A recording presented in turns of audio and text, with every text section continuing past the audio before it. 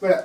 Alors, on se retrouve donc pour l'exercice professionnel de l'avocat tel qu'il est envisagé par les principaux candidats à l'élection présidentielle.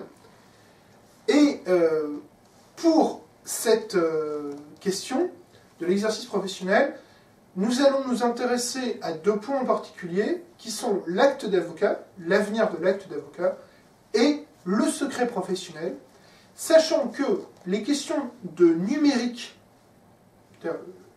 l'aspect numérique de la profession d'avocat, sera étudié dans une future vidéo, dans un futur entretien que nous allons essayer de faire avec monsieur Bertrand Lux, maître Bertrand Lux, qui est avocat au barreau de Bordeaux, membre du Conseil de l'Ordre, et qui s'occupe de la question numérique, et notamment des sites internet, pour le barreau de Bordeaux, avec délégation du bâtonnier. Et puis, il y a également, qui est abordée, la question de la formation, mais cette question, nous allons essayer également de la traiter dans un autre entretien que nous espérons pouvoir obtenir avec Madame la bâtonnière Cadiofate, qui est actuellement la présidente de l'école des avocats de Bordeaux, et que nous espérons qu'elle acceptera de nous recevoir une nouvelle fois pour parler de la formation des jeunes avocats. Et nous allons essayer également de vous préparer une petite surprise par rapport à ça. Un petit entretien surprise. Revenons pour l'instant à nos moutons et revenons à nos candidats à la présidentielle qui nous parlent de l'acte d'avocat. Et je vais déjà exclure deux candidats. Monsieur Mélenchon qui n'a pas répondu aux questions du CNB sur l'acte d'avocat, et Monsieur Fillon qui s'est contenté de considérer que son gouvernement, sous le quinquennat de Nicolas Sarkozy, ayant prévu et ayant créé l'acte d'avocat, il considérait que la réforme était bonne, son intégration au Code civil lors de la réforme du droit des obligations prévue pendant le quinquennat de François Hollande, n'ayant pas réellement modifié les dispositions prévues par le gouvernement Fillon, il considère qu'il n'y a pas de réforme à adopter pour l'instant à l'acte d'avocat, donc il exclut toute réforme sur ce point. Nous avons donc trois candidats qui vont proposer une réforme, Madame Le Pen, Monsieur Macron et Monsieur Hamon, et nous allons commencer par Monsieur Hamon, on va inverser le raisonnement, donc par Monsieur Hamon, qui propose une numérisation plus accrue des actes d'avocat, et surtout qui propose de donner date certaine à ces actes à partir du moment où ces actes seront enregistrés numériquement. C'est-à-dire que la date certaine de l'acte sera celle de l'enregistrement numérique de l'acte. Ensuite, on a le cas de Monsieur Macron. Alors, Monsieur Macron propose la numérisation automatique des originaux. Vous allez voir que ça revient assez souvent. Et surtout, il propose qu'il y ait une plus grande garantie de validité des actes, notamment, a priori, par l'enregistrement de ces actes. Il n'y a pas, malheureusement, plus d'éléments sur ces questions dans le programme de M. Macron ou dans ses réponses. Ce qui est intéressant, pour une fois, c'est le programme de Mme Le Pen. Eh bien, elle va, en premier lieu, reprendre la proposition, enfin, reprendre, entre guillemets, c'est-à-dire qu'elle a la même proposition concernant la numérisation des originaux. Elle a également une proposition qui apparaît, c'est celle du caractère exécutoire de l'acte d'avocat, puisque elle va considérer que, à partir du moment où l'acte d'avocat est numérisé et qu'on garantit sa validité, il peut avoir un caractère exécutoire.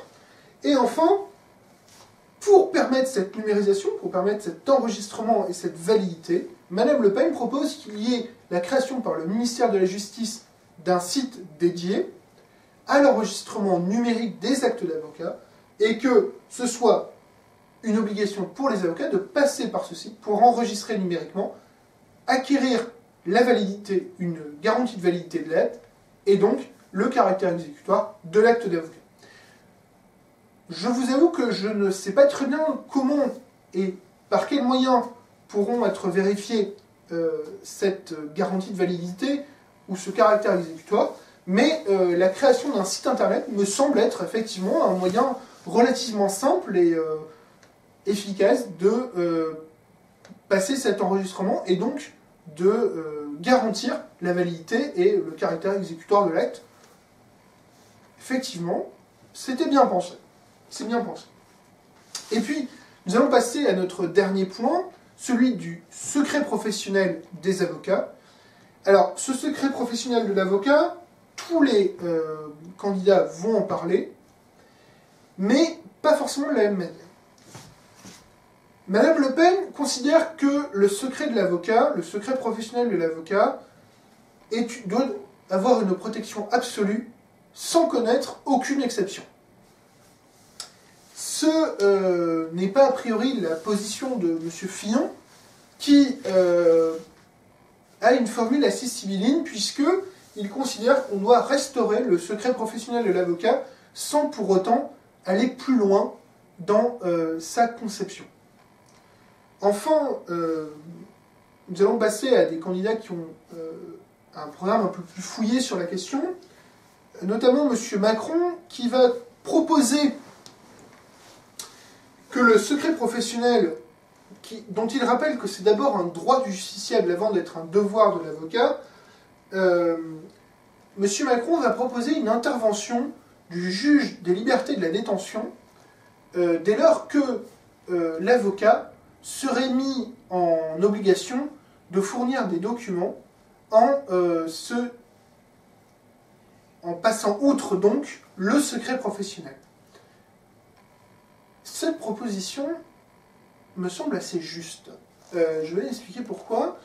En fait, l'idée de la proposition, à mon sens, c'est que, dans certains cas, l'avocat peut être obligé de passer outre le secret professionnel et de fournir, sur requête du procureur de la République, un certain nombre de documents. C'est l'article 60-1 du Code de procédure pénale. À partir du moment où ce serait un juge qui, sur ordonnance, l'y obligerait, on peut considérer que les éléments, les droits et les obligations de l'avocat ont été respectés et que ses devoirs, surtout, ont été vérifiés, qu'il y a eu un contrôle de proportionnalité entre le but recherché et le droit en présence. Pour ce qui est de M. Hamon considère que le secret professionnel est une obligation de l'avocat, que c'est un droit du justiciable. Il considère surtout que c'est un droit qui bien entendu, doit avoir une protection, mais que cette protection peut connaître des limites à partir du moment où une question d'ordre public est en jeu et que donc le secret professionnel serait écarté dans un cas de nécessité par rapport à l'ordre public. Enfin, il y a la proposition de M. Mélenchon. M. Mélenchon propose qu'un rôle plus actif soit donné aux bâtonniers dans cette question du secret professionnel et de la protection du secret professionnel. Et surtout, M. Mélenchon veut mettre en place une réflexion sur les écoutes de l'avocat, et notamment, il veut aboutir à une interdiction des écoutes de l'avocat à partir du moment où aucun élément ou aucun fait ni soupçon ne se porte sur l'avocat, à partir du moment où aucun élément ne viendrait permettre d'avoir un doute sur les activités de l'avocat. Je pense avoir terminé, j'ai terminé en tout cas les éléments que je voulais vous apporter,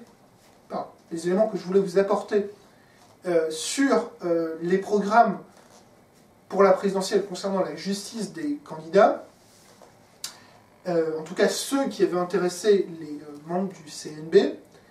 Il y aura une troisième émission qui portera sur les droits fondamentaux et les institutions de notre République pour les candidats à la présidentielle, c'est-à-dire est-ce qu'on va rester ou non dans la Convention européenne de sauvegarde des droits de l'homme, est-ce qu'on doit poursuivre l'état d'urgence, est-ce qu'on doit intégrer à la Constitution l'accès et le droit à un avocat, et la question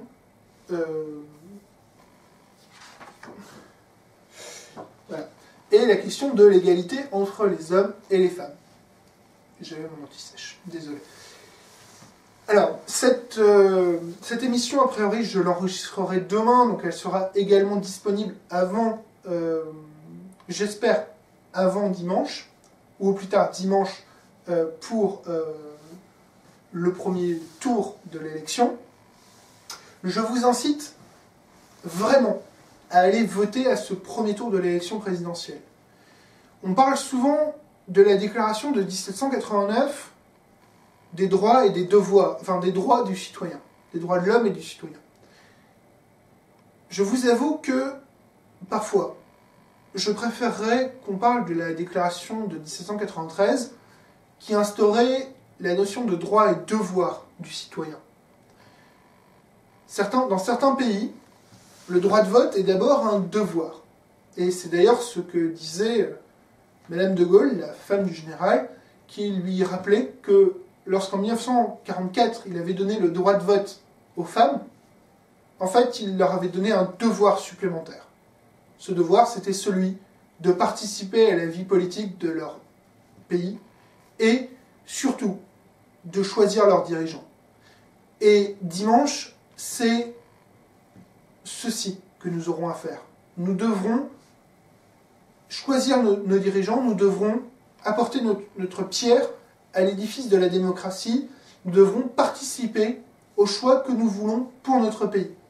C'est ce qui me semble être le plus essentiel.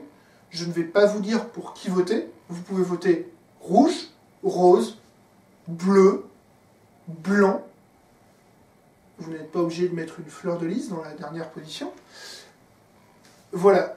Votez pour qui vous semble être la personne la plus à même de diriger l'État, de diriger la France. Votez pour la personne pour qui vous pensez qu'il a le meilleur programme pour notre pays. Votez comme vous l'entendez, dès lors que vous votez en votre âme et conscience. Faites le meilleur choix pour notre pays. Je ne vous donne aucun élément. Je n'ai pas parlé, effectivement, des petits candidats, comme on dit de manière assez dénigrante, et je le regrette parfois, parce que je n'ai pas eu accès par le livret donné par le barreau, par le Conseil national des barreaux, au programme, aux réponses de ces petits candidats. Je m'en excuse, effectivement, mais vous comprenez bien que l'émission aurait été beaucoup plus longue, et surtout, il n'y a pas forcément de programme spécifique en matière de justice pour chacun de ces candidats. En tout cas, je vous conseille d'aller voter, car si vous ne faites pas le choix vous-même, c'est quelqu'un d'autre qui fera le choix à votre place, et si vous n'avez pas fait de choix, vous ne pourrez pas râler. Or, râler, c'est bon pour la santé. Et pour pouvoir râler en toute conscience, allez voter dimanche. Je vous remercie, je vous souhaite une bonne soirée, ou une bonne journée, en fonction de l'heure à laquelle vous verrez cette vidéo. Et surtout, je vous indique que dimanche soir, pendant les résultats, nous allons enregistrer avec Steven une vidéo un peu particulière, puisque nous allons enregistrer une vidéo au moment des résultats, qui va se poursuivre par une réflexion autour de ces résultats, une réflexion sur les forces politiques en présence dans notre pays, et voir un petit peu quelles sont les perspectives pour le premier tour, pour le second tour, pardon, qui découle de ce premier tour, mais également pour les législatives de juin. Je vous remercie de nous avoir suivis, je vous remercie de nous soutenir. Je vous propose, si ce n'est pas le cas, de vous abonner à la chaîne, de nous suivre sur Facebook si vous le voulez. Et surtout, je vous invite à vous renseigner sur vos droits, à vous renseigner en matière de politique et aller voter. Bonne journée, bonne soirée à vous, bon week-end et à la prochaine. Ciao.